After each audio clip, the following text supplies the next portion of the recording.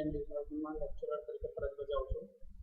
આજના લેક્ચરમાં આપણે જોઈશું measurement of resistances using voltmeter ammeter method, ohm meter method, megger and earth test.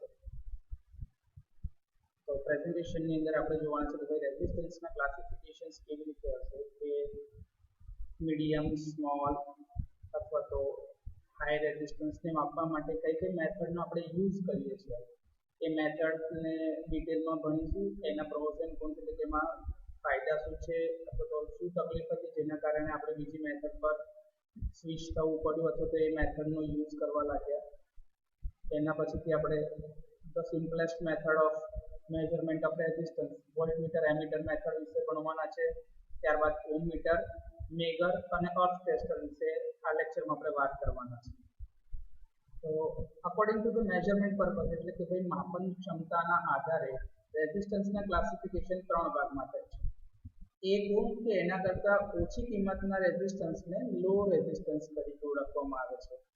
1 ઓહમથી લઈને 0.1 મેગા ઓહમ એટલે કે 100 કિલો ઓહમ સુધીની રેન્જમાં જેટલા બી રેઝિસ્ટન્સ હશે એ બધાને મીડિયમ રેઝિસ્ટન્સ કહેવાય છે. અને એ જ રીતે 0.1 મેગા ઓહમથી વધારેની રેન્જવાળા રેઝિસ્ટન્સને હાઈ રેઝિસ્ટન્સની કેટેગરીમાં રાખવામાં આવે છે. આ રેઝિસ્ટન્સને માપવા માટેની મેથડની બાજુમાં લખેલી છે તો કે ભાઈ સ્મોલ રેઝિસ્ટન્સ માપવા માટે આપણે એક્યુરેસી સારી રહે એના ભાગરૂપે કેલ્વિન્સ ડબલ બ્રિજનો યુઝ કરીએ છીએ. મીડિયમ રેઝિસ્ટન્સ માપવા માટે વોલ્ટમીટર એમીટર મેથડ છે, ઓહમ મીટરની મેથડ છે, ક્રિસ્ટલ બ્રિજની મેથડ છે. અને હાઈ રેઝિસ્ટન્સ માપવા માટે આપણે મેગરનો યુઝ કરીએ છીએ. એ જ રીતે અર્થનો રેઝિસ્ટન્સ માપવા માટે અર્થ ટેસ્ટરનો યુઝ થાય છે, જે આપણે આજના લેક્ચરમાં જોવાના છીએ. તો વોલ્ટમીટર એમીટર મેથડ, આ મેથડ એ સૌથી જૂનામાં જૂની અને સૌથી સિમ્પલ મેથડ છે રેઝિસ્ટન્સની કિંમતને શોધવા માટેની. આ મેથડ એ લો અને મીડિયમ રેઝિસ્ટન્સની કિંમત માપવા માટે વાપરી શકાય છે. આમાં એક અનનોન રેઝિસ્ટન્સ જે તમને અહીંયા આગળ દેખાય છે, આ અનનોન રેઝિસ્ટન્સની અક્રોસમાં એક વોલ્ટમીટર લગાડવામાં આવે છે અને એની સાથે સિરીઝમાં કરંટને માપવા માટે એમીટર લગાડવામાં આવે છે. આ એક ડીસીનો સપ્લાય સોર્સ છે. આ ફિગર આપણે પીસી સોફ્ટવેરમાં દોરેલી છે, જે આપણે તમને સિમ્યુલેશનમાં જોયા છે. તો એમીટરને સિરીઝમાં લગાડવામાં આવે છે જ્યારે વોલ્ટમીટરને પેરેલલમાં લગાડવામાં આવે છે. તો આનું પાછળ એક કારણ છે કે ભાઈ ઇન્ટરનલ રેઝિસ્ટન્સ જે એમીટરનો છે એ બહુ જ ઓછો છે, જેના કારણે બધો જ કરંટ એમાંથી સરળતાથી પસાર થઈ શકે છે. એટલે કે સપ્લાય સોર્સ જેટલો પણ કરંટ મોકલશે બધો જ કરંટ રેઝિસ્ટન્સમાં થઈને આરામથી પાછો સર્કિટ પૂરી કરી શકે છે. એક જગ્યા પર ઇન્ટરનલ રેઝિસ્ટન્સ જે વોલ્ટમીટરનો છે આદર્શ સ્થિતિમાં એ ઇન્ફાઇનાઇટ છે અને પ્રેક્ટિકલી ઘણો જ વધારે છે. જો તમે એ વોલ્ટમીટરને અહીંયા સિરીઝમાં લગાડી દો તો કોઈ પણ કરંટ એ રેઝિસ્ટન્સમાંથી પસાર થશે નહીં, જેના કારણે તમે અનનોન રેઝિસ્ટન્સની કિંમત માપી શકો નહીં. આ જ કારણના ભાગરૂપે એમીટરને હંમેશા સિરીઝમાં લગાડવામાં આવે છે જ્યારે વોલ્ટમીટરને હંમેશા પેરેલલમાં લગાડવામાં આવે છે. આ અનનોન રેઝિસ્ટન્સ છે કે જેની કિંમત આપણે શોધવાની છે. સર્કિટમાંથી જે કરંટ પસાર થતો હશે એ એમીટરનું રીડિંગ આપણે રીડિંગ લેવાનું છે અને એ જ રીતે એની એક્રોસમાં જે કંઈ વોલ્ટેજ ડ્રોપ થતા હશે એ વોલ્ટમીટરનું રીડિંગ આપણે લેવાનું છે. રીડિંગ લેતી વખતે હંમેશા ધ્યાન રાખવું કે રીડિંગ જો એનાલોગ મીટર પર લેવામાં આવતું હોય તો મીટરનો જે સ્કેલ એટલે કે જે પોઇન્ટર હશે અને એની નીચે જે મિરર મૂકેલો હશે એની અંદર જે રિફ્લેક્શન પડતું હશે બંને એકબીજા પર કોઇન્સાઇડ થાય ત્યારે જે રીડિંગ આવે એ રીડિંગ જ સાચું રીડિંગ છે અને એ જ રીડિંગ લખવાનું. આ રીતે વોલ્ટમીટર અને એમીટરનું રીડિંગ લખવાનું અને ઓહમના નિયમના સૂત્ર મુજબ R બરાબર V ના છેદમાં I એટલે કે વોલ્ટમીટરના રીડિંગના છેદમાં એમીટરનું રીડિંગ, આ બંનેનો રેશિયો કરવાથી જે બી કિંમત આવશે એ આપણા અનનોન રેઝિસ્ટન્સની કિંમત હશે. આવી રીતે આપણે અનનોન રેઝિસ્ટન્સની કિંમત માપી શકીએ છીએ. આગળ પણ તમને કીધું એ પ્રમાણે કે આ સૌથી સિમ્પલ મેથડ છે, પણ આમાંથી જે બી રીડિંગ મળે છે એ 100% એક્યુરેટ હોતા નથી. મતલબ કે એક્ઝેક્ટ વેલ્યુ જે રેઝિસ્ટન્સની હશે એ માપી શકાતી નથી, એમાં થોડી એરર આવે છે. તો આ એરર કયા કારણોના લીધે આવે તો કે એક તો એનાલોગ મીટર છે, જેના એનાલોગ મીટરના પોઇન્ટર જે 0 પર હોવા જોઈએ બેસિક કન્ડિશનમાં એ 0 પર ના પણ હોય અથવા તો અમુક વાર 0 કરતાં નીચે હોય છે કાં તો ઉપર હોય છે, જેના કારણે રીડિંગમાં 0ની એરર આવે છે. એટલે કે ભાઈ માપવાની ક્ષમતા જે કિંમત માપે છે એ ખરેખર એની કિંમત હોય એના કરતાં વધારે અથવા તો ઓછી માપે છે, જેના કારણે રીડિંગમાં એરર આવી શકે છે. બીજું હ્યુમન એરર. જ્યારે આપણે રીડિંગ લખતા હોય ત્યારે એક કરતાં વધારે વિદ્યાર્થીઓએ રીડિંગ લખવા, જેથી કરીને જે બી રીડિંગ મીટરમાં આવ્યું છે એ જ રીડિંગ લખાય.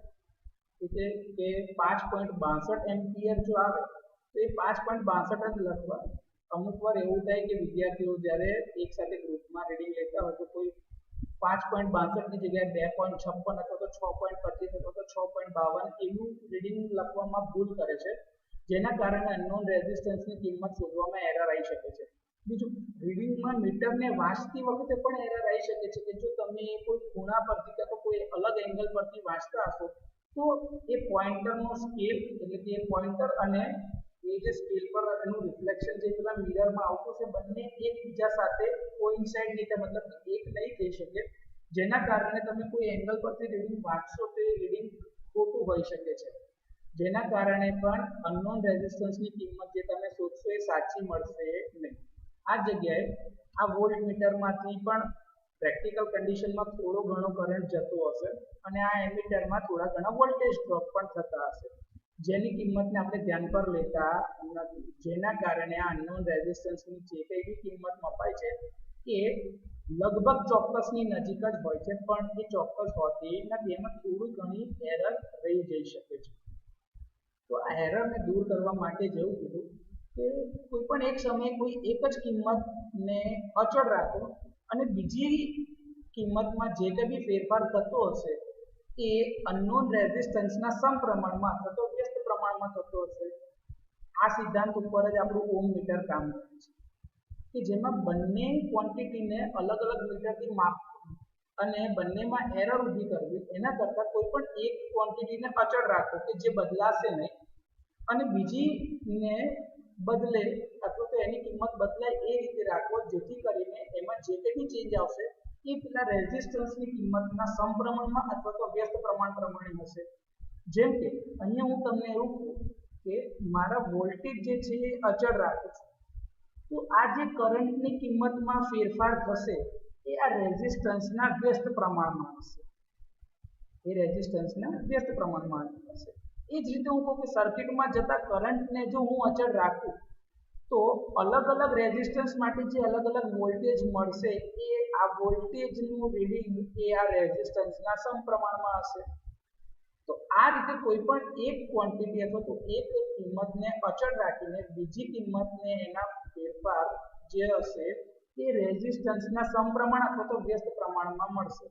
જેમ કે જો તમે વોલ્ટેજને અચળ રાખો તો કરંટમાં જે કંઈ બી ફેરફાર દેખાશે એ રેઝિસ્ટન્સના રીડિંગના વ્યસ્ત પ્રમાણમાં છે, પણ મીટર પર સ્કેલ એ રીતે જ બતાવેલો હોય કે જે કિંમત રેઝિસ્ટન્સના સમપ્રમાણમાં હોય એ જ પ્રમાણે મીટર પર એનું રીડિંગ આવે છે. ઓમ મીટર હંમેશા ક્વોન્ટિટીમાં જે કંઈ બી ફરક થતો હશે એ બધો જ ફરક રેઝિસ્ટન્સના સમપ્રમાણમાં થાય એ જ રીતે તમને બતાવશે. આ ઓમ મીટર એ એકદમ સિમ્પલ મેઝરમેન્ટ માટેનું સાધન છે કે જે 0 થી લઈને અનંત કિંમત સુધીના રેઝિસ્ટન્સને માપી શકે છે. આ જ ઓમ મીટર એ અર્થ ટેસ્ટર અને મેગરમાં સાથે લગાડેલ હોય છે, જેની મદદથી જ તમે મેગા ઓમમાં રેઝિસ્ટન્સ માપી શકો છો તેમજ અર્થનો રેઝિસ્ટન્સ પણ માપી શકો છો. આ ઓમ મીટર એ બેસિકલી બે પ્રકારના છે, એક છે સિરીઝ ટાઈપ ઓમ મીટર અને બીજું છે શન્ટ ટાઈપ ઓમ મીટર. તો આપણે પહેલા ઓમ મીટર જોઈએ, ત્યારબાદ સિરીઝ ટાઈપ અને શન્ટ ટાઈપના ઓમ મીટર પણ જોઈએ. તો ઓમ મીટર, આ ઓમ મીટર જે છે એમાં બે કોઇલ હોય છે, એક છે એ કરંટ કોઇલ છે અને બીજી છે એ પ્રેશર કોઇલ છે. આ ઓમ મીટરને આપણે ચાહીએ ત્યાં લઈ જઈ શકીએ છીએ અને એને પોર્ટેબલ સાધન છે જેને સપ્લાય આપવા માટે એની અંદર એક ડીસી શન્ટ જનરેટર મૂકેલું છે કે જેને તમારે હાથથી ફેરવવાનું હોય છે, જેની મદદથી સર્કિટમાં કરંટ પસાર થઈ શકે છે, કેમ કે એને કામ કરવા માટે જરૂરી વોલ્ટેજ એ આ હેન્ડ ડ્રીવન ડીસી જનરેટરના આધારે પેદા થશે, જેના કારણે સર્કિટમાં એક કરંટ પસાર થશે અને એના આધારે જ આ પોઇન્ટરની ઉપર બળ લાગશે અને પોઇન્ટર એક ટોર્ક લાગશે જે કોઈ પણ એક દિશામાં હશે. કેમ કે અહીંયા આ જે કરંટ કોઇલ છે અને પ્રેશર કોઇલ છે બંને એકબીજા સાથે 90 ડિગ્રીના ખૂણા પર છે, બંને એકબીજા પર 90 ડિગ્રીના ખૂણા પર છે, જેના કારણે આ કરંટ કોઇલના કારણે જે કરંટ જતો હશે એના લીધે ટોર્ક લાગતું હશે અને આ પ્રેશર કોઇલના લીધે જે કરંટ જતો હશે એના લીધે પણ એક ટોર્ક લાગતું હશે. બંનેના આધારે એક રિઝલ્ટન્ટ ટોર્ક લાગશે જેની અસર હેઠળ આ પોઇન્ટરની મૂવમેન્ટ 0 તરફ અથવા તો ઇન્ફિનિટી તરફ આ યુનિફોર્મલી ડિસ્ટ્રીબ્યુટેડ સ્કેલ પર થતી હશે. આ સર્કિટમાં જે ટર્મિનલ A અને B જે દેખાય છે ત્યાં આપણે અનનોન રેઝિસ્ટન્સ કે જેની કિંમત માપવી છે એ લગાડવામાં આવે છે. પ્રેશર કોઇલની સાથે આ સિરીઝમાં જે રેઝિસ્ટન્સ લગાડ્યો છે એ ફક્ત ને ફક્ત એની રેન્જની એક્સટેન્શન માટે લગાડેલો છે, જે ચેપ્ટર નંબર 3 કે 4 માં તમને ભણાવવામાં આવે છે કે ભાઈ range of extension of range of voltmeter. એ જ ભાગ રૂપે અહીંયા આ એક રેઝિસ્ટન્સ લગાડેલો છે. આ હેન્ડ ડ્રીવન ડીસી શન્ટ જનરેટરને એવી રીતે ફેરવવામાં આવે છે કે જેથી કરીને એ લગભગ 250 વોલ્ટ થી 500 વોલ્ટ સુધીના વર્કિંગ વોલ્ટેજ પેદા કરે, જેના લીધે જેટલો બી કરંટ જશે એ સર્કિટને અથવા તો ઓહ્મ મીટરને કામ કરવા માટે પૂરતો રહેશે. હવે જ્યારે કરંટ ફ્લો થાય છે બંને કોઇલ્સમાંથી, એક છે કરંટ કોઇલ અને બીજી છે પ્રેશર કોઇલ, બંનેના લીધે એની અંદરથી એક મેગ્નેટિક ફિલ્ડ પેદા થશે. એમ્પિયર સર્કિટના નિયમ મુજબ કે જ્યારે કોઈ પણ વાહકમાંથી પ્રવાહ પસાર કરવામાં આવે છે ત્યારે એની આસપાસ ચુંબકીય ક્ષેત્ર ઊભું થાય છે. આ પ્રવાહ એ અંગૂઠાની દિશામાં હોય છે અને ચુંબકીય ક્ષેત્ર એ તમારી આંગળીની દિશામાં હોય છે, એટલે તમે એનું મેગ્નેટિક ફિલ્ડ કઈ દિશામાં હશે જેના આધારે આ પોઇન્ટર ઉપર ટોર્ક લાગશે. બરોબર, કરંટ કોઇલના કારણે જે ફોર્સ લાગે છે, જે ટોર્ક લાગે છે એ ઘડિયાળના કાંટાની દિશામાં છે. એ જ રીતે પ્રેશર કોઇલના લીધે જે ટોર્ક લાગે છે એ ઘડિયાળના કાંટાની વિરુદ્ધ દિશામાં હોય છે. જ્યારે આ પોઇન્ટર એ ડિફ્લેક્શન પૂરું કરીને સ્ટેબલ થાય ત્યારે જે રીડિંગ આપે છે એ રીડિંગ તમારા અનનોન રેઝિસ્ટન્સની કિંમત છે અને એ સમયે સમજવું કે તમારા બંને ટોર્ક એ બેલેન્સ પોઝિશનમાં છે, મતલબ કે કોઈ પણ એક તરફનું ટોર્ક વધારે કે ઓછું નથી. જ્યારે બેલેન્સ પોઝિશન હશે એ જ પોઈન્ટ પર આ તમારું પોઇન્ટર એ સ્થિર થશે. જ્યારે આપણે સપોઝ કે આ A અને B ટર્મિનલ તમે ઓપન રાખેલા છે, મતલબ કે અહીંયા આગળ કોઈ કનેક્શન નથી અનનોન રેઝિસ્ટન્સનું, તો આ હેન્ડ ડ્રીવન ડીસી શન્ટ જનરેટરના કારણે જે વોલ્ટેજ પેદા થશે એના લીધે સર્કિટમાં કરંટ પસાર થશે, જે બે ભાગમાં વહેંચાશે. એક ભાગ જશે પ્રેશર કોઇલ તરફ, બીજો જશે કરંટ કોઇલ તરફ જશે. પણ કરંટ કોઇલની અહીંયાથી A અને B ટર્મિનલ ઓપન હોવાના કારણે એનો પાથ પૂરો થશે નહીં, એટલે કે રિઝલ્ટન્ટ ટોર્ક લાગશે નહીં, કેમ કે કોઈ કરંટ પસાર થતો નથી જેની અસર આના પર થાય. તો ફક્ત ને ફક્ત પ્રેશર કોઇલના લીધે જે બળ લાગે છે, જેના લીધે ટોર્ક લાગે છે, એની અસર હેઠળ જ આ પોઇન્ટર ગતિ કરે છે અને એ ગતિ કરતા કરતા એ પોઇન્ટર એ ઇન્ફિનિટી તરફ મૂવ થાય છે. એટલે જ્યારે આ A અને B ટર્મિનલ ઓપન કરેલા હશે ત્યારે પ્રેશર કોઇલના લીધે જે ટોર્ક લાગે છે અથવા તો જે બળ લાગશે એની અસર હેઠળ પોઇન્ટર એ ઇન્ફિનિટી તરફ મૂવ થશે. આ જગ્યા પર આપણે કોઈ રીતે A અને B ટર્મિનલને શોર્ટ કરી દઈએ. જ્યારે એને શોર્ટ કરવામાં આવે તો કરંટ કોઇલનો રેઝિસ્ટન્સ એ પ્રેશર કોઇલની સાપેક્ષે ઓછો છે, એટલે કે મોટા ભાગનો કરંટ કોઇલમાંથી જશે, એટલે કે રિઝલ્ટન્ટ કરંટ બધો જ આ A અને B માં જઈને એની સર્કિટ પૂરી કરશે, જેના કારણે મહત્તમ બળ અથવા તો ટોર્ક એ કરંટ કોઇલના લીધે લાગશે અને એના લીધે જ આ પોઇન્ટરની મૂવમેન્ટ એ 0 તરફ હશે કે જે કરંટ કોઇલ તરફ આકર્ષાશે, જેના કારણે 0 બતાવશે અને એ 0 પર સ્થિર થશે. આ આદર્શ કન્ડિશન છે. પ્રેક્ટિકલ કન્ડિશનમાં તમે કોઈ પણ એક અજાણી કિંમતનો અવરોધ લગાડશો તો એના આધારે આ બંને કોઇલના લીધે જે મેગ્નેટિક ફિલ્ડ પેદા થશે, જેના લીધે એના પર ટોર્ક લાગશે, એની અસર હેઠળ આ પોઇન્ટર એ મૂવમેન્ટ કરશે, એનું ડિફ્લેક્શન થશે અને કંટ્રોલિંગ ટોર્કની મદદથી એક બેલેન્સ પોઝિશન પર આવીને સ્થિર થશે અને જે કિંમત પર એ સ્થિર થાય એ કિંમત તમારા અનનોન રેઝિસ્ટન્સની કિંમત છે. હવે જોઈએ સિરીઝ ટાઈપ ઓહ્મ મીટર. આ સિરીઝ ટાઈપ ઓહ્મ મીટરની રચનામાં જુઓ તો સપ્લાય વોલ્ટેજ જે આ બેટરી છે એ બેટરી અને આ મીટરની જોડે સિરીઝમાં એક રેઝિસ્ટન્સ આ એક પોટેન્શિયલ ડિવાઇડર R2 મૂકેલો છે. R1 અને અનનોન રેઝિસ્ટન્સ જે છે એ A અને B ટર્મિનલની અક્રોસમાં લગાડે છે કે જેની કિંમત આપણે શોધવાની છે. તો એ અનનોન રેઝિસ્ટન્સને ટર્મિનલ A B પર લગાડવામાં આવે ત્યારે સર્કિટમાંથી કરંટ એ બેટરીમાંથી થઈને મીટરમાંથી થઈને R1 થી લઈને RX માં જાય છે, જેથી કરીને સર્કિટનો ટોટલ જે રેઝિસ્ટન્સ હશે એ R1 વત્તા RX ના સમપ્રમાણમાં થશે અને એના દ્વારા જે કંઈ બી કરંટ જતો હશે તો આ મીટર એવી રીતે કેલિબ્રેટ કર્યું હોય કે જે અનનોન રેઝિસ્ટન્સની કિંમત માપી શકે. આ રીડિંગની મદદથી આપણે અનનોન રેઝિસ્ટન્સની કિંમત શોધી શકીએ છીએ. અહીંયા એના જે મીટરનો જે સ્કેલ, જે આ પોઇન્ટર સ્કેલ અરેન્જમેન્ટ આપણે જોયું ને એ સિરીઝ ટાઈપના ઓમ મીટરમાં થોડી કાળજી રાખવા જેવી છે.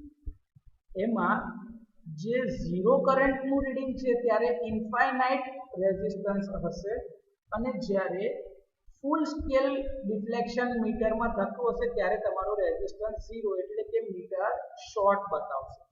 એ તમે આકૃતિ પરથી જોઈ શકો છો. જેમ કે A અને B ટર્મિનલ જો તમારા ઓપન છે તો તમારો કોઈ પણ જાતનો કરંટ પસાર થતો નથી, એટલે કે મીટરનું ડિફ્લેક્શન એ શૂન્ય પર જ રહે છે. એટલે કે ઇન્ફાઇનાઇટ રેઝિસ્ટન્સ હશે ત્યારે કોઈ પણ જાતનો કરંટ આ મીટરનું ડિફ્લેક્શન થશે નહીં. કરંટનું રીડિંગ ઝીરો હશે મતલબ કે મીટર તમારું જે છે ઇન્ફાઇનાઇટ તરફ સ્થિર હશે. આ Rm જે છે એ રેઝિસ્ટન્સના ટર્મ્સમાં કેલિબ્રેટ કરેલ છે તે અનંત ઇન્ફાઇનાઇટ બતાવશે, એટલે કે આ A અને B ટર્મિનલ ઓપન છે એવું ઇન્ડિકેશન આપે છે. એ જ રીતે ધારો કે A અને B ટર્મિનલને તમે શોર્ટ કરશો તો મેક્સિમમ કરંટ એમાંથી પસાર થતો હશે એટલે આ મીટરનું રિફ્લેક્શન ઝીરો તરફ હશે, એટલે કે આ રેઝિસ્ટન્સ શૂન્ય બતાવે છે. આદર્શ કેસમાં આવું હોય, જ્યારે પ્રેક્ટિકલ કેસમાં 0 થી ઇન્ફાઇનાઇટની વચ્ચે કોઈ પણ એક કિંમતનો અવરોધ જો તમે લગાડો તો આ મીટરનું રિફ્લેક્શન એના સમપ્રમાણમાં થાય છે. તો આ હંમેશા યાદ રાખવાનું છે કે સિરીઝ ટાઈપ ઓમ મીટરમાં ફૂલ સ્કેલ ડિફ્લેક્શન એટલે કે રેઝિસ્ટન્સ 0 અને 0 કરંટ મતલબ કે ઇન્ફાઇનાઇટ રેઝિસ્ટન્સ એટલે કે સર્કિટ આપણી ઓપન છે. IFSD એને આપણે કહે છે full scale deflection reading of meter, જે FSD થી લખેલું છે. આગળ જોઈએ તો કે શન્ટ ટાઈપના મીટર, આમાં મીટર જે છે એ સપ્લાયના સોર્સ અને અનનોન રેઝિસ્ટન્સની સાથે પેરેલલમાં છે. તો તમે આકૃતિમાં જોઈ શકો જ્યારે તમે સ્વિચને ક્લોઝ કરો તો બેટરીમાંથી આ વેરિયેબલ રેઝિસ્ટન્સ R1 માં થઈને એક કરંટનો ભાગ જશે મીટરમાંથી અને બીજો ભાગ જશે એ રેઝિસ્ટન્સમાં થઈને જાય છે. સપોઝ અહીંયા તમે કોઈ અવરોધ લગાડેલો નથી તો A અને B ટર્મિનલ ઓપન છે તો જે કંઈ બી બેટરીના લીધે કરંટ જતો હશે બધો કરંટ મીટરમાં થઈને જતો હશે. જો મીટરમાં થઈને જાય તો બધો કરંટ મીટરમાં થઈને જતો હશે ત્યારે એનું રિફ્લેક્શન ફૂલ સ્કેલ હશે, મતલબ કે મેક્સિમમ રીડિંગ બતાવતું હશે, એટલે કે આ મીટર એ વખતે ઇન્ફાઇનાઇટ શો કરતું હશે. આ ઇન્ફાઇનાઇટ શો કરે છે જ્યારે તમે આ A અને B ટર્મિનલને ઓપન રાખેલા છે ત્યારે બધો જ કરંટ મીટરમાં થઈને પસાર થશે, એટલે જ આ મીટરનું રિફ્લેક્શન ફૂલ હશે, એટલે કે ફૂલ સ્કેલ ડિફ્લેક્શન આપણને જોવા મળે છે, એટલે કે બધો જ કરંટ એમાંથી પસાર થાય છે. અને કોઈ કારણસર તમે A અને B ટર્મિનલને શોર્ટ કરી દીધા છે તો આપણને ખબર છે કે કરંટની એક ટેન્ડન્સી હોય કે જ્યાં એને ઓછામાં ઓછો અવરોધ મળે એ ભાગમાંથી પસાર થવાની કોશિશ કરે. તો આ મીટરનો પણ થોડો ઘણો કંઈક અવરોધ હશે, પણ આ શોર્ટ સર્કિટેડ લિંક હશે એનો અવરોધ લગભગ 0 હશે, એટલે કે આ બેટરી સપ્લાયથી જેટલો બી કરંટ જતો હશે બધો જ કરંટ એ A અને B માંથી પસાર થતો હશે, મતલબ કે મીટરમાંથી કોઈ પણ પ્રકારનો કરંટ જતો નથી, એટલે કે મીટરનું ડિફ્લેક્શન શૂન્ય બતાવે છે. એટલે કે જ્યારે A અને B ટર્મિનલ શોર્ટ કરેલા હોય ત્યારે એનો રેઝિસ્ટન્સ 0 છે એવું બતાવે છે, જ્યાં સ્કેલ પરથી આપણે સમજી શકીએ છીએ. શન્ટ ટાઈપના ઓમ મીટર વાપરતી વખતે આપણે જે આ રેઝિસ્ટન્સ R1 છે એને એવી પોઝિશનમાં સેટ કરવાનો જેથી કરીને આ મીટરનું ડિફ્લેક્શન જે છે એ અનનોન રેઝિસ્ટન્સના સમપ્રમાણમાં જ મળતું રહે. એ અને બી ની અક્રોસમાં તમે કોઈ અનનોન વેલ્યુ ઓફ રેઝિસ્ટન્સ લગાડો તે વખતે બેટરીમાંથી થોડો ઘણો કરંટ મીટરમાંથી પસાર થશે અને થોડો કરંટ એ અનનોન રેઝિસ્ટન્સમાંથી પસાર થશે. એટલે મીટરનું ડિફ્લેક્શન એ આ અનનોન રેઝિસ્ટન્સમાંથી પસાર થતા કરંટના સમપ્રમાણમાં એવું બતાવશે જેથી કરીને આ મીટર એ 0 થી ઇન્ફિનિટીની વચ્ચે કોઈ એક વેલ્યુ બતાવે છે જે કિંમત એ આ અનનોન રેઝિસ્ટન્સની કિંમત હશે. બરોબર. આ મીટર જે છે એ લેબોરેટરીની અંદર લો રેઝિસ્ટન્સ કે 1 ઓહ્મ કરતા ઓછી કિંમતના રેઝિસ્ટન્સ માપવા માટે થાય છે, પણ એમાં કનેક્ટિંગ લીડના લીધે જે રેઝિસ્ટન્સની મેઝરમેન્ટમાં અવરોધ ઊભો થાય છે અને થોડી ટેમ્પરેચરની એરરની રીતે ગણીએ તો 1 ઓહ્મ કરતા નીચી વેલ્યુના રેઝિસ્ટન્સને માપવામાં એરર આવે છે. એટલે કે ચોકસાઈના ભાગરૂપે આપણે એના માટે કેલ્વિન્સ ડબલ બ્રિજનો યુઝ કરીશું. હવે છે મેગર. આ મેગર જે છે એ સૌથી પહેલું ડેવલપ કરેલું આ સિડની એવરશેડ નામના માણસે 1889માં વિશ્વનું પહેલું મેગર બનેલું કે જે બે ભાગમાં હતું. એક ભાગમાં રેઝિસ્ટન્સ ઓહ્મ મીટર હતું અને બીજા ભાગમાં આપણું ડીસી શન્ટ જનરેટર, અને આ બંને ભાગને ભેગા કરીને સમયાંતરે એના પેટર્નમાં ચેન્જ કરતા 1903માં કોમર્શિયલી અવેલેબલ હોઈ શકે એવું પહેલું મેગર અસ્તિત્વમાં આવેલું. આ મેગર સિડની એવરશેડ નામના માણસે બનાવેલું. આ કોઈ વૈજ્ઞાનિક ના હતા. આ એક પશુપાલન પર આધાર રાખતા પરિવારમાં એક જન્મેલો બાળક હતો કે જેની આર્થિક સ્થિતિ ખૂબ જ નબળી હતી, પણ એ ઈસવીસન 1884-85માં ઇંગ્લેન્ડના એક ગામમાં જોતા હતા. ત્યાં આગળ જે તમે ઇનકન્ડેન્સન્ટ લેમ્પ જે તમે કહો છો કે ભાઈ થોમસ આલ્વા એડિસને બલ્બની શોધ કરી હતી, એ બલ્બનો યુઝ કરીને ત્યાં આગળ સ્ટ્રીટ લાઇટિંગ થયેલી હતી. પણ આ સ્ટ્રીટ લાઇટિંગના જે વાયર હતા એ ગટરોમાં અને જમીન ઉપર ગમે ત્યાં અસ્તવ્યસ્ત હતા, જેના પરથી ઘોડાગાડી જાય, માણસો જાય તો એમાં ડેમેજ થઈ શકતા હતા, જેના કારણે એક્સિડન્ટ્સ થઈ શકે. તો એના ભાગરૂપે કેબલના ઇન્સ્યુલેશનના કામ પર ધ્યાન આપવા માટે આ 1884-85માં એક કંપનીમાં જોડાયા. 1886ની અંદર એમને એ કંપનીનું R&D ડિપાર્ટમેન્ટ પોતાના નામ પર ખરીદી લીધું એમના એક ફ્રેન્ડની સાથે થઈને, અને 1889માં એમને સૌથી પહેલું મેગર બનાવ્યું કે જેની મદદથી આપણે હાઈ વેલ્યુ ઓફ રેઝિસ્ટન્સ માપી શકીએ. એ પહેલા જ્યારે મેગર ના હતું ત્યારે આપણે ગેલ્વેનોમીટર, જે સેન્સિટિવ ગેલ્વેનોમીટર હતા, એની મદદથી હાઈ વેલ્યુ ઓફ રેઝિસ્ટન્સને કેલિબ્રેટ કરીને કહેતા હતા, પણ એના વર્કિંગ વોલ્ટેજ ઉપર આપણાને એક્ઝેક્ટ ઇન્સ્યુલેશન રેઝિસ્ટન્સની કિંમત મળતી ન હતી. એ સમય દરમિયાન તમે જે સેન્સિટિવ ગેલ્વેનોમીટર ધારો કે 10, 12, 15, 20 વોલ્ટ પર હોય એના પર જ એ વોલ્ટેજની કરંટની કિંમતના આધારે ઇન્સ્યુલેશનનો રેઝિસ્ટન્સ કહેતો હતો. પણ કોઈ ઇક્વિપમેન્ટ છે કે જેના વર્કિંગ વોલ્ટેજ 200 વોલ્ટ 300 વોલ્ટ હોય તો એ તમે કેવી રીતે કહી શકો કે આ જ વેલ્યુ એના ઇન્સ્યુલેશન રેઝિસ્ટન્સની સાચી કિંમત છે? તો આ લિમિટેશનના કારણે જ મેગરને બહુ જ પ્રાધાન્ય આપવામાં આવ્યું અને ત્યારથી megger A high value of રેઝિસ્ટન્સના માપન માટે ઉપયોગી છે. આ મેગરની મદદથી આપણે ઇન્સ્યુલેશન રેઝિસ્ટન્સ માપતા હોવાના કારણે આને ઇન્સ્યુલેશન ટેસ્ટર તરીકે પણ ઓળખવામાં આવે છે. મેગરનું આખું નામ છે મેગા ઓહ્મ મીટર, જેને શોર્ટ ફોર્મમાં મેગર તરીકે ઓળખવામાં આવે છે. તો હવે મેગરનું કન્સ્ટ્રક્શન શું હશે? તો સૌથી પહેલા આપણને એ પ્રશ્ન થવો જોઈએ કે આ મેગર કયા સિદ્ધાંત ઉપર કામ કરે છે? તો મેગર એ આપણા ઇલેક્ટ્રોમેગ્નેટિક ઇન્ડક્શનના સિદ્ધાંત ઉપર જ કામ કરે છે, જે સિદ્ધાંત ઉપર તમારી મોટર ચાલે છે. એટલે કે મોટરનો જે વર્કિંગ પ્રિન્સિપલ તો એ જ કે ભાઈ when a current carrying conductor is placed in a magnetic field, it experiences a force, and due to that force it experiences a torque, and due to that it produces the mechanical output, કે જેના કારણે મશીનની ગતિ થાય છે. તો આ જે મેગર બનાવવામાં આવ્યું એ બે ક્વોન્ટિટી અથવા તો બે અલગ અલગ સાધનોનું કોમ્બિનેશન છે, કે જેમાં એક ભાગ હતો આ પરમેનન્ટ મેગ્નેટ ધરાવતું hand driven DC shunt generator, અને બીજો ભાગ જે હતો એ છે તમારો ઓહ્મ મીટર, કે જે બંને ભાગને ભેગા કરીને આપણે એક મેગર બનાવેલું છે.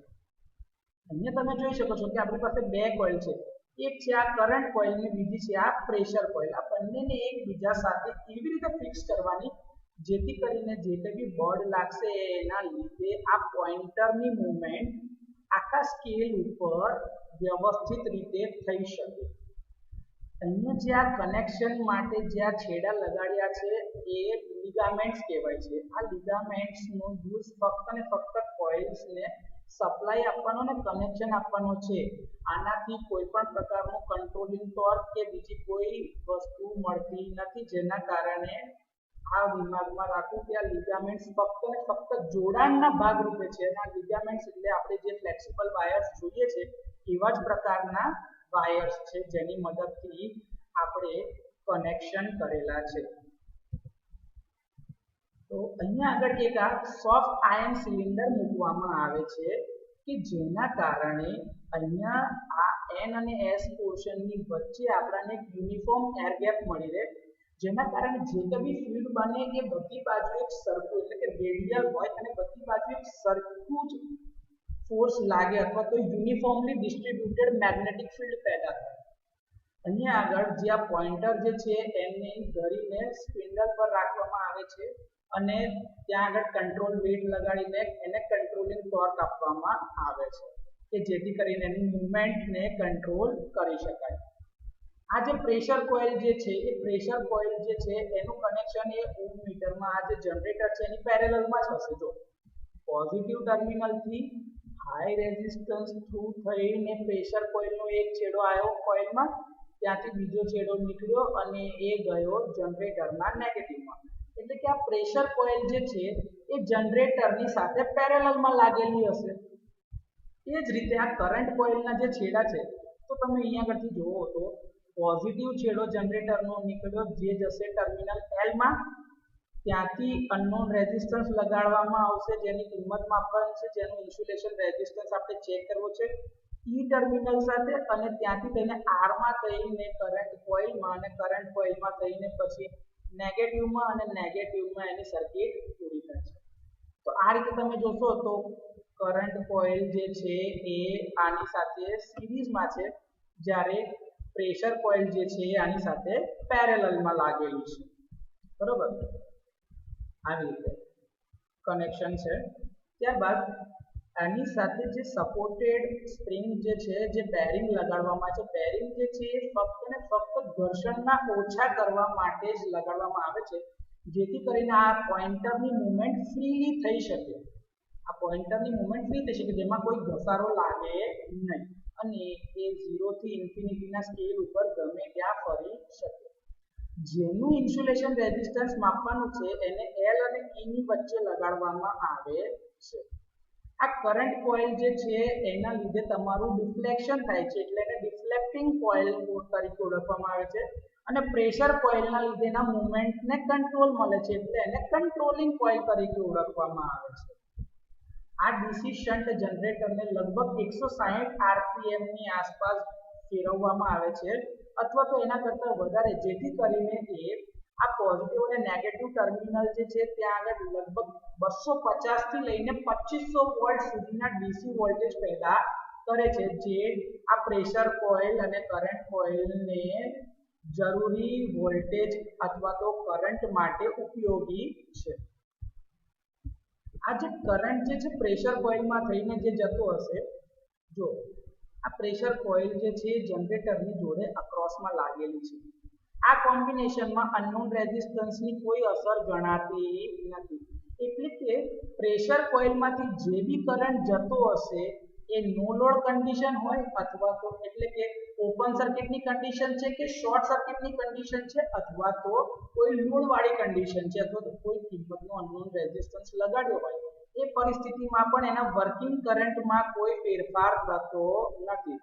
જે કંઈ બી કરંટના રીડિંગમાં ફેરફાર થાય છે એ અહીંયા L અને E ના ટર્મિનલના લીધે જે અનનોન ઇન્સ્યુલેશન રેઝિસ્ટન્સ તમે જે કિંમતનું લગાડશો એના આધારે કરંટ કોઇલના કરંટમાં જ ફેરફાર થશે, એટલે જ એને ડિફ્લેક્ટિંગ કોઇલ કહેવામાં આવે છે, જેના આધારે આપણે અનનોન રેઝિસ્ટન્સની કિંમત માપીએ છીએ. અને જે પ્રેશર કોઇલના લીધે જશે એ કરંટ બદલાતો નથી, તો એના લીધે જે ટોર્ક લાગતું હશે એ બી અચળ કિંમતનું જ હશે. પણ કરંટ કોઇલના લીધે જે ટોર્ક લાગે છે જેની કિંમત બદલાય છે, જેના કારણે રિઝલ્ટન્ટ ટોર્કના કારણે જ તમારું પોઇન્ટર એ 0 થી ઇન્ફિનિટીના સ્કેલ ઉપર કોઈ પણ એક તરફ ગતિ કરશે અને આ ઇન્સ્યુલેશન રેઝિસ્ટન્સની જે કિંમત હશે ને એના પર એ પોઇન્ટર સ્થિર થશે. જ્યારે આ પોઇન્ટર સ્થિર થાય છે ત્યારે સમજવાનું કે કરંટ કોઇલના લીધે ઉત્પન્ન થતું ટોર્ક અને પ્રેશર કોઇલના લીધે ઉત્પન્ન થતું ટોર્ક એ બંને એક સમાન મૂલ્યના હશે ત્યારે જ પોઇન્ટર સ્થિર થાય છે અને જે કિંમત બતાવે એ તમારા ઇન્સ્યુલેશન રેઝિસ્ટન્સની કિંમત હશે.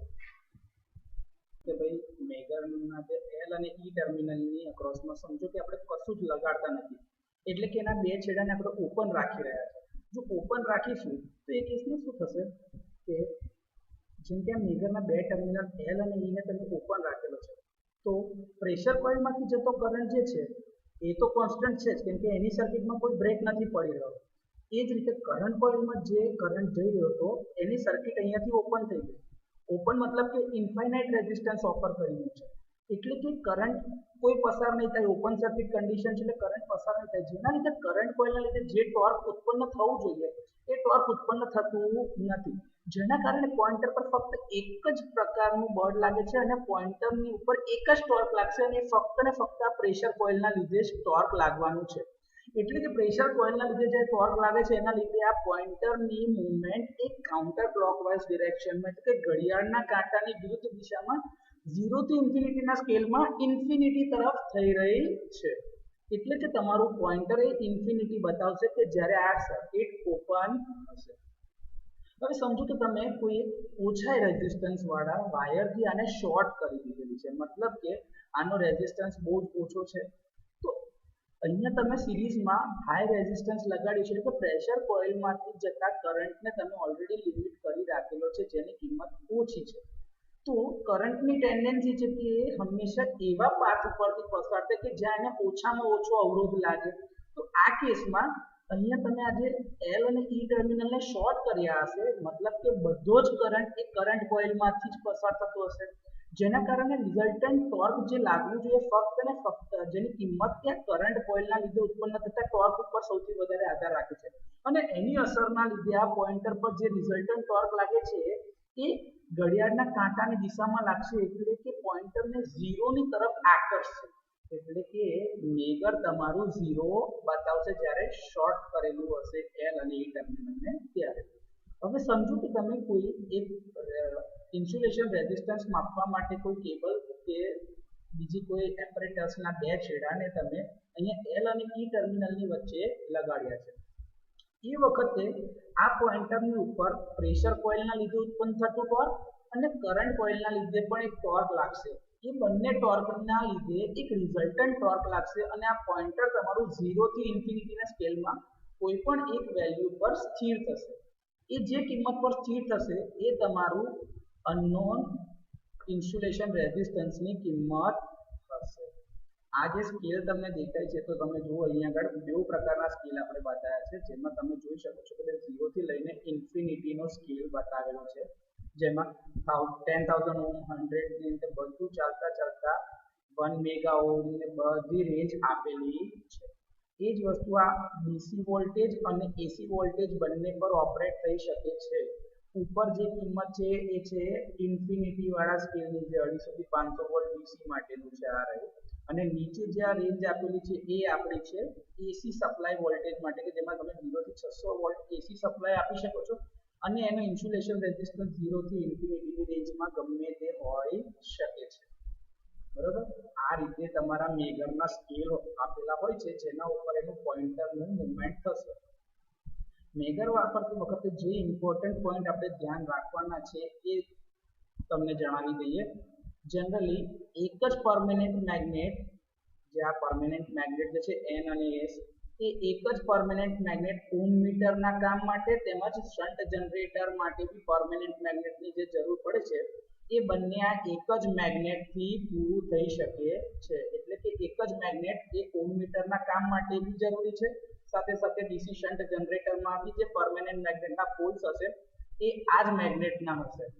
લિગામેન્ટ જે છે આગળ બી તમને કીધું એ ફક્ત ને ફક્ત કનેક્શનના પર્પસથી લગાડેલા છે, એનાથી બીજું કોઈ કંટ્રોલિંગ ટોર્ક મળતું નથી. એટલે કે પોઇન્ટર સ્કેલના વર્કિંગ ઉપર આ લિગામેન્ટ્સની કોઈ અસર થતી નથી. અમુક વાર એવું બને છે કે પોઇન્ટરનું ડિફ્લેક્શન કંટ્રોલ કરવા માટે આપણે કમ્પનસેટિંગ કોઇલ લગાડેલી હોય છે, જે પ્રેશર કોઇલની સાથે સિરીઝમાં લગાડેલી હોય છે.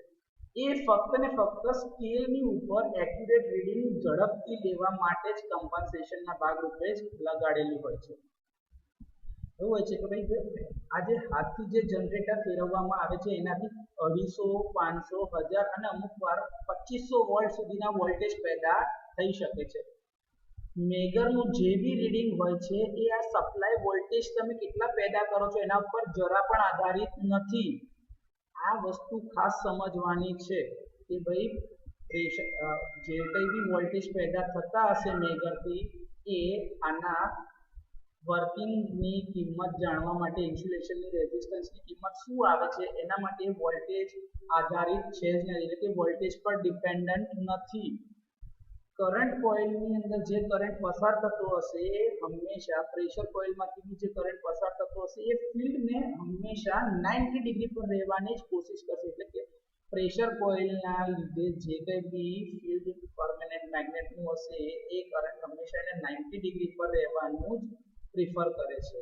એટલે જ આ પોઈન્ટ લખેલો છે. whenever current flows through the coils, the pressure coil અથવા તો potential coil tends to set itself at right angles to the field of the permanent magnet. જે પરમેનન્ટ મેગ્નેટ આપણે N અને S પોલના જે લગાડ્યા છે એમાં 90 ડિગ્રી પર રહેવાની જ કોશિશ કરશે, એટલે કે પોતાની પોઝિશન જ એ પ્રમાણે સેટ કરે છે. થોડા ફોટોગ્રાફ જોઈ લઈએ. આ આપણી લેબોરેટરીમાં અવેલેબલ ડિજિટલ મેગર છે. આ મલ્ટીમીટર જેવું જ હોય છે કે જેના બે પ્રોબ તમે અહીં આગળ ઉપર આપેલા છે ત્યાં લગાડીશું આપણે એના બે પ્રોબ. પછી આ જે છે એ લાઇટિંગનો સિમ્બોલ છે કે જે અમુક વાર એવું હોય કે તમે બી અંધારી જગ્યા પર કામ કરીએ છો તો તમારા રીડિંગની ડિસ્પ્લેમાં લાઇટ થાય એટલા માટે આ લેમ્પનો સિમ્બોલ છે. આ હોલ્ડ માટે એટલે કે તમે એના રીડિંગને હોલ્ડ કરી શકો એના માટેનો સિમ્બોલ છે. અને આ લોક કરી રાખવા કે ભાઈ એનું રીડિંગ કેટલું છે લોક કરી રાખવા માટે આ કી દબાય છે. જ્યારે આપણે ટેસ્ટ કરવું હોય તો આ ટેસ્ટનું પુશ બટનને પ્રેસ કરવાનું. અહીંયા જો તમે જોઈ શકો છો તો લખ્યું છે 250 volt 200 mega ohm, 500 volt 200 mega ohm કે 500 મેગા ઓહ્મ, 1000 મેગા ઓહ્મ, એવી રીતે અલગ અલગ રેન્જમાં તમારે સપ્લાય વોલ્ટેજ આપીને એનો ઇન્સ્યુલેશન રેઝિસ્ટન્સ ચેક કરવાનો હોય છે. આની મદદથી તમે ઇન્સ્યુલેશન રેઝિસ્ટન્સ અથવા તો સાદો રેઝિસ્ટન્સ બી માપી શકો છો અને એના સપ્લાયના વોલ્ટેજની કિંમત ને કન્ટિન્યુટીની બધા ફીચર્સ આની સાથે અવેલેબલ છે. મલ્ટીમીટર અને ઓમ મીટર જે ડિજિટલ છે આ મેગર એ ઓળખવાનો એક સૌથી બેસ્ટ રસ્તો છે કે આ ટેસ્ટની સ્વિચ આ તમે જોઈને ઓળખી શકો છો. આ જે છે કે ભાઈ જ્યારે મશીનમાં ઓપન સર્કિટ અથવા શોર્ટ સર્કિટ થાય તો એની પ્રેશર કોઇલ અને ડિફ્લેક્ટિંગ કોઇલ એટલે કે કરંટ કોઇલ અને પ્રેશર કોઇલની પોઝિશન એકબીજા સાથે કેવી રીતે સેટ થાય છે જેના આધારે પોઇન્ટરની મૂવમેન્ટ ઇન્ફિનિટી પર જાય છે અને 0 પર જાય છે તે કેવી રીતે જાય છે એ પોઝિશન બતાવેલી છે. આ વર્લ્ડનું પહેલું મેગર જે બનાવ્યું હતું જે સિડની એવરસેટ અને વિગ્નોલસ નામના બે ભાઈબંધોએ ભેગા થઈને સૌથી પહેલું મેગર જે બનાવ્યું. જો આ તમે જોઈ શકો છો આ છે આપણું હેન્ડ ડ્રીવન જનરેટરને ગોળ ફેરવવા માટેની આ ક્રેન્કની કી છે જે તમે લગાડો એટલે તમારું જનરેટર ગોળ ફરે. એની સાથે જો બે છેડા લગાડ્યા છે અને ઓમ મીટર એની સાથે લગાડ્યું છે કે જેથી આના દ્વારા જે કંઈ બી મેગ્નેટિક ફિલ્ડ પેદા થાય પરમેનન્ટ મેગ્નેટનું એ જ ફિલ્ડ આ ઓમ મીટરમાં પણ કામ લાગી શકે. એટલે કે ઇન્સ્યુલેશન રેઝિસ્ટન્સ માપવા માટે પહેલા આ રીતે મેગર બનાવ્યું હતું. ત્યાર પછી આનું કોમર્શિયલાઇઝેશન થઈને એક જ મેગર બનાવવામાં આવ્યું જેમાં બધી જ વસ્તુને એક સાથે ઇન્કોર્પોરેટ કરી દીધેલી છે. તો તમે આમાં જોઈ શકો છો એક છે ગાર્ડ ટર્મિનલ અને આ અર્થ અને લાઇન ટર્મિનલ કે જેની અક્રોસમાં આપણે ઇન્સ્યુલેશન રેઝિસ્ટન્સ માપવાના છીએ. ત્યાર પછીની વાત છે એ છે અર્થ ટેસ્ટર. તો આ અર્થ ટેસ્ટરની પેટન્ટ પણ સિડની એવરશેડે જ કરેલી છે. જો આ વર્લ્ડનું સૌથી પહેલું અર્થ ટેસ્ટર જે બનાવેલું એમાં તમે જોઈ શકો છો કે એવરશેડ એન્ડ વિગ્નોલસ લિમિટેડ લંડન આ સૌથી પહેલું અર્થ ટેસ્ટર આ લોકોએ બનાવ્યું. તમે જોઈ શકો છો કે અહીંયા આગળ આપણા ચાર ટર્મિનલ છે P1 અને C1 જેને શોર્ટ કરેલા હોય છે, P2 અને C2 કે જેની મદદથી આપણે પોટેન્શિયલ કોઇલ અને કરંટ કોઇલના રીડિંગ લેવાના છે. આ પણ hand driven DC shunt generator સાથે અવેલેબલ હોય છે અને આમાં પણ એક ઓમ મીટર લગાડેલું જ હોય છે પણ આની જે રેન્જ હોય છે એ બહુ જ ઓછી છે, કેમ કે ઓમ મીટર જે છે એ ઓહ્મ્સની અંદર રેન્જમાં અર્થનો રેઝિસ્ટન્સ માપીને આપશે. આમાં બહુ હાઈ રેન્જના રેઝિસ્ટન્સ હોતા નથી, કેમ કે અર્થનો આઈડિયલ રેઝિસ્ટન્સ જે છે એ 0 ઓહ્મ હોવો જોઈએ, જેથી કરીને બધો કરંટ અર્થ ફોલ્ટે કશું બી થાય ત્યારે સીધો જમીનમાં જવો જોઈએ, જેથી કોઈ પણ ઓપરેટિંગ પર્સનલ અથવા તો ઇક્વિપમેન્ટને નુકસાન ના થાય. પ્રેક્ટિકલ કન્ડિશનમાં અર્થનો રેઝિસ્ટન્સ 2 થી 5 ઓહ્મ મળે છે, જે આની મદદથી આપણે માપવાના છે. આ ડીસી શન્ટ જનરેટરને પણ એવી રીતે ફેરવવાનું જેથી કરીને 250 થી 500 વોલ્ટ જેના રેટિંગ વોલ્ટેજ લખ્યા હોય એટલા વોલ્ટેજ પેદા કરતું હોવું જોઈએ. આ એનું સર્કિટ ડાયાગ્રામ છે. કે અંદરનું એનું કનેક્શન કેવું હશે તો તમે જોઈ શકો છો કે અહીંયા એની સાથે એક hand driven DC shunt generator આપેલું હોય છે કે જેના દ્વારા આપણને ડીસી વોલ્ટેજ જરૂરી વર્કિંગ માટેના મળતા રહેશે. અહીંયા કરંટ રિવર્સરનો બ્લોક અને રેક્ટિફાયરનો બ્લોક મૂકેલો છે, જે તમારા મેગર કરતા આ બે વસ્તુ આમાં એક અલગ છે, જેના ઉપર ખાસ ધ્યાન રાખવાનું છે, કેમ કે આના આધારે જ એનું જે ઓપરેટિંગ અથવા તો એનું જે પર્પઝ જે છે કેમ આ બે મૂકવામાં આવ્યા જેથી કરીને અર્થ ટેસ્ટરમાં આપણને ફાયદો થઈ શકે એ તમને લેક્ચરમાં આગળ જતા કહેવામાં આવશે. ઓમ મીટર જે છે એમાં પણ બે જ કોઇલ છે, એક છે કરંટ કોઇલ અને બીજી છે પ્રેશર કોઇલ, અને આ બંનેને એકબીજા સાથે એવી રીતે મૂકવામાં આવે છે કે જેથી કરીને એ પરમેનન્ટ મેગ્નેટની ફિલ્ડમાં એકબીજા સાથે લગભગ 90 ડિગ્રીની પોઝિશન પર રહેતું હોય. પોઇન્ટર જે છે એ મૂવિંગ સિસ્ટમ સાથે લગાડેલું હોય છે, જે ત્યાં આગળ લગાડેલું હોય છે કે જેમાં જે મેગરમાં આપણે જે પોઇન્ટર સ્કેલ અરેન્જમેન્ટ જોઈ હતી એવી જ પોઇન્ટર સ્કેલ અરેન્જમેન્ટ અર્થ ટેસ્ટરમાં પણ હોય છે. કરંટ કોઇલમાંથી જે કંઈ બી કરંટ પાસ થાય છે એ ટેસ્ટ સર્કિટમાં જાય છે, અને આ જે કરંટ ફ્લો થતો એ પ્રેશર કોઇલની અંદર જે વોલ્ટેજ ડ્રોપ થવાના છે એના પ્રપોર્શનમાં જશે, જેથી કરીને વોલ્ટેજ અને કરંટના રેશિયોના આધારે તમને અર્થનું રેઝિસ્ટન્સ મળશે. ઓહ્મના નિયમના સૂત્ર પ્રમાણે V = I × R, તો પ્રેશર કોઇલનો વોલ્ટેજ ડ્રોપ અને કરંટ કોઇલનું રીડિંગ, તો એ બંનેનો રેશિયો કાઢીશું તો આપણને અર્થનો રેઝિસ્ટન્સ મળવાનો જ છે.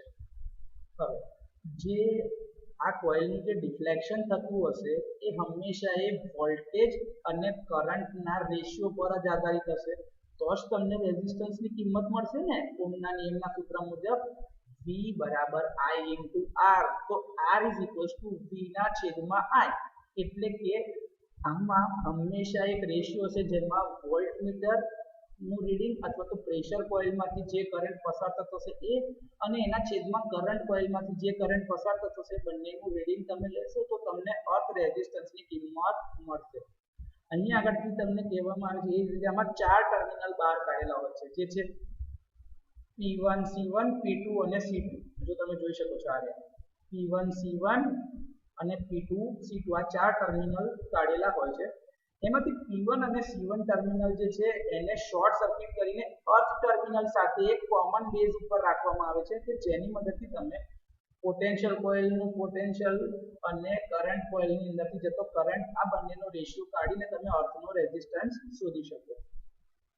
અહીંયા આગળ એવું છે કે ભાઈ ડીસી શન્ટ જનરેટર જે છે હેન્ડ ડ્રીવન, એ ડીસી શન્ટ જનરેટરના લીધે ડીસી વોલ્ટેજ જે વર્કિંગ વોલ્ટેજ પેદા થાય છે એ તો ઉપયોગી છે જ, પણ જો એ ડીસી સપ્લાય તમે ડાયરેક્ટ જ આ ઇલેક્ટ્રોડને આપશો તો જમીનની નીચે શું થશે કે અહીંયા તમે કરંટ કોઇલનું એક ટર્મિનલ લગાવ્યું તો કરંટ છે એ ડીસી અને ડીસીના લીધે એક પોઝિટિવ પોલારિટી અને એક નેગેટિવ પોલારિટી ક્રિએટ થઈ જશે અહીંયા કરંટ કોઇલની અક્રોસમાં, જેના કારણે શું થશે કે આ એક બેટરીના બે છેડા તરીકે રહેશે. જમીનની જે ભેજ હશે જે એ ઇલેક્ટ્રોલાઇટિક તરીકે કામ કરતું હશે, જેના કારણે શું થશે કે ભાઈ ચાર્જ જે છે ને એ આની નજીકમાં જમા થતો જશે, જેના કારણે ઇફેક્ટિવ રેઝિસ્ટન્સની કિંમત ઓછી થતી જશે. તો જે ખરેખર સાચી કિંમત હશે એના કરતાં ઓછો રેઝિસ્ટન્સ માપશે. આ જે ઇફેક્ટ થાય છે આ ઇફેક્ટને કહેવાય છે ઇલેક્ટ્રોલાઇસિસ ઇફેક્ટ, જેના કારણે આનો ઇફેક્ટિવ રેઝિસ્ટન્સ ઓછો થઈ જાય છે. એ ફક્ત ને ફક્ત કેમ થયું? કેમ કે તમે ડીસી કરંટ આપ્યો એટલા માટે, કેમ કે આને કન્ટિન્યુઅસલી પોઝિટિવ પોલારિટી મળે ને આને કન્ટિન્યુઅસલી નેગેટિવ મળે, જેના કારણે બેટરી તરીકે બિહેવ કરે છે.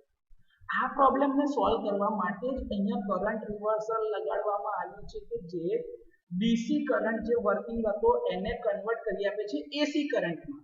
જેના કારણે આની polarity continuously positive of cycle negative of cycle positive negative થયા કરે, જેના કારણે કોઈ એક જ પોલારિટીના લીધે ચાર્જ ડેવલપ થાય અને ચાર્જ ભેગો નહીં થાય તો ઇલેક્ટ્રોલિસિસ ઇફેક્ટ થશે નહીં, જેના કારણે ખરી વેલ્યુ જે હશે અર્થ રેઝિસ્ટન્સની એ જ આપણને મળશે. તો સર કરંટ રિવર્સલ તો ઇલેક્ટ્રોલિસિસ ઇફેક્ટ ના થાય એટલા માટે તમે મૂક્યું, તો આ રેક્ટિફાયર કેમ મૂક્યું? તો એવું કહે છે કે ઓમ મીટરને કામ કરવા માટે જે વર્કિંગ કરંટ હશે એ પરમેનન્ટ મેગ્નેટ મૂવિંગ કોઇલ પ્રકારનું છે ઓમ મીટર, તો કે જેને ડીસી સપ્લાય અથવા તો ડીસી કરંટની જરૂર પડશે. તો તમારે આ એસી વોલ્ટેજ અથવા તો કરંટને તમારે પાછા ડીસીમાં કરવા પડશે, એના માટે રેક્ટિફાયર મૂકવામાં આવે છે. તો આ બે બ્લોક જે ઇમ્પોર્ટન્ટ છે, જે મેજર કરતા અલગ છે, એ બંનેનું પર્પસ છે કે ભાઈ કરંટ રિવર્સલ જે છે એ ડીસી નું એસી માં કરવા માટે ઉપયોગી છે, જેથી કરીને અહીંયા જે બેટરી અથવા તો ઇલેક્ટ્રોલિસિસ ઇફેક્ટ જે જનરેટ થતી હતી એ ના થાય. અને આ રેક્ટિફાયર એટલે મૂકેલું છે કે જેથી કરીને ઓમ મીટરને જરૂરી એવા ડીસી સપ્લાય કન્ટિન્યુઅસલી મળતું રહે, એટલા માટે ડીસી શન્ટ જનરેટરની સાથે અહીંયા કરંટ રિવર્સલ અને રેક્ટિફાયરના બ્લોક મૂકેલા છે. એનું કનેક્શન જોવું હોય તો કનેક્શન બહુ સિમ્પલ છે, છોકરાઓને યાદ રાખવામાં તકલીફ પડે છે, પણ જો તમે એના છેડા કન્ટિન્યુઅસલી ટ્રેસ કરો તો તમને ખબર પડી જશે. જેમ કે જો આ ડીસી શન્ટ જનરેટરના પોઝિટિવમાંથી નીકળી ગયું કરંટ રિવર્સલમાં ગયું, કરંટ રિવર્સલના નીચેમાંથી તમે આપશો ને તો C1 જોડે આપી દેવાનું એનું કનેક્શન, એટલે આ C1 સુધીનું કનેક્શન પૂરું થઈ ગયું. તો C1 સાથેનું કનેક્શન પૂરું થાય છે, એક છેડો કોઇલમાં બી તમારે આપવો પડશે, તો એ છેડો ગયો આપણો કોઇલમાં, જો આ કોઇલમાં, અને આ કોઇલમાંથી બીજો છેડો નીકળ્યો જે નેગેટિવમાં પૂરો થશે, એટલે કે કરંટ કોઇલ હંમેશા એ સિરીઝમાં જ હશે. તો કરંટ કોઇલ અહીંયા જો સિરીઝમાં થઈ ગઈ, આ એક છેડો આવ્યો એ પોઝિટિવમાં ગયો, બીજો છેડો નીકળીને ડીસી શન્ટ જનરેટરના નેગેટિવમાં, આ છેડો એક પોઝિટિવમાં અને પોઝિટિવ છેડાથી કરંટ કોઇલમાં. તો આ છેડો રહી ગયો એ ક્યાં જશે? તો એ જશે C2 માં. આ છેડો સીધો આવી ગયો C2. તો આ રીતે જે કરંટ રિવર્સલના ચાર જે છેડા બહાર નીકળ્યા હશે એ ડીસી શન્ટ જનરેટરની સાથે એવી રીતે જશે જેથી કરંટ કોઇલ હંમેશા સિરીઝમાં કનેક્ટ થાય. હવે એક જગ્યાએ સર આ રેક્ટિફાયરનું કેવી રીતે કનેક્શન હશે? તો તમે જોજો, એક છેડો નીકળ્યો પેરેલલમાંથી P1 માં નીકળ્યો, P1 માંથી કોઇલમાં, કોઇલમાંથી પાછું રેક્ટિફાયરના બ્લોકમાં ને ત્યાંથી આવી જશે P2 માં. જોઈ લો, આ ક્રોસમાં ટર્મિનલ કનેક્શન થઈ ગયા કે જે પ્રેશર કોઇલના જે હતા છેડા એ આવી રીતે કનેક્ટ થશે. આ જે છે એક પ્રેશર કોઇલ છે અને અહીંથી આમ એક હશે એ હશે કરંટ કોઇલ, જે બંને એકબીજા જોડે 90 ડિગ્રી પર હશે.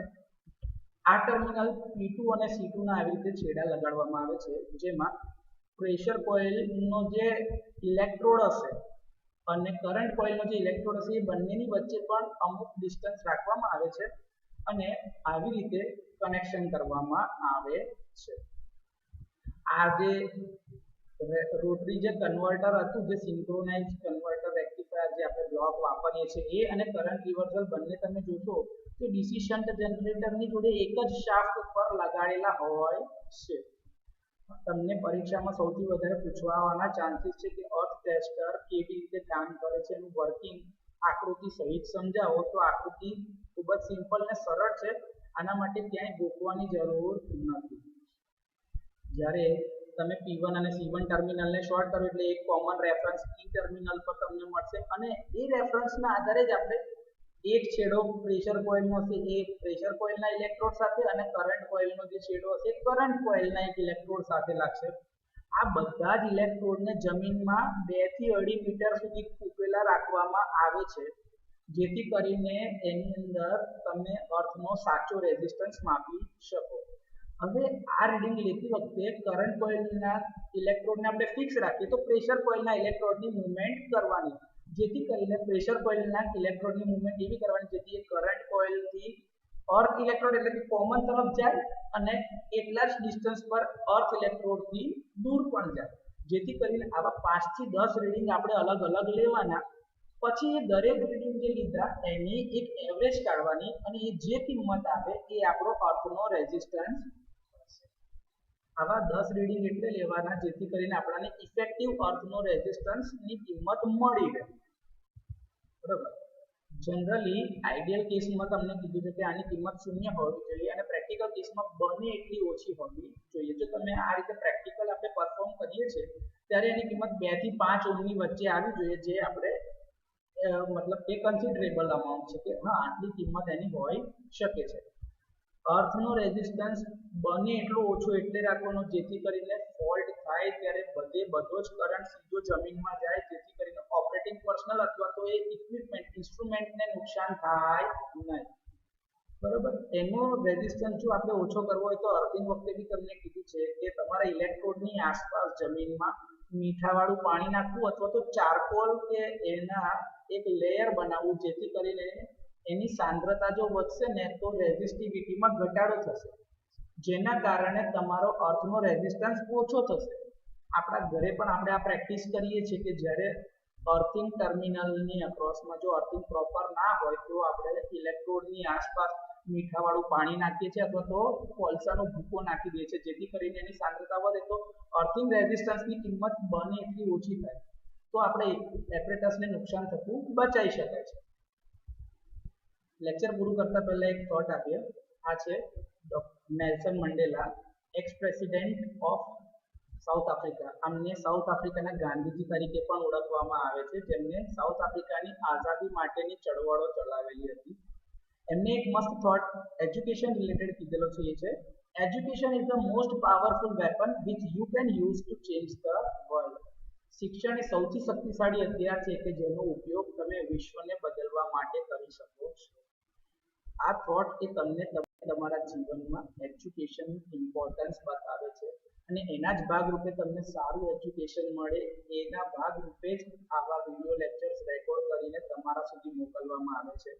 તમને એનો ફાયદો થયો તો તમે તમારા ફ્રેન્ડ્સને બધાને પણ આ વસ્તુ મોકલજો, આ વિડીયો શેર કરજો, જેથી કરીને એમને બને એટલું સારું શીખવા મળે. Thank you.